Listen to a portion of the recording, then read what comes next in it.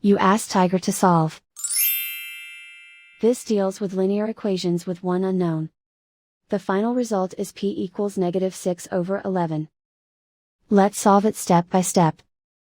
Simplify the expression. Break up the fraction. Find the greatest common factor of the numerator and denominator. Factor out and cancel the greatest common factor. Group all p terms on the left side of the equation. Add 3/4p to both sides.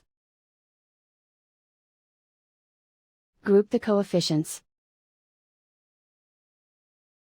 Convert the integer into a fraction. Combine the fractions. Combine the numerators. Group like terms. Combine the fractions. Combine the numerators. Reduce the zero numerator.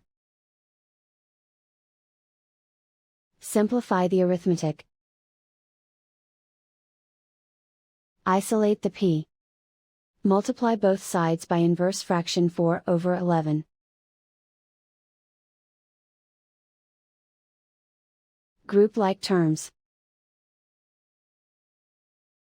Multiply the coefficients.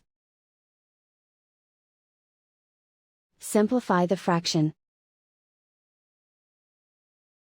Multiply the fractions. Simplify the arithmetic.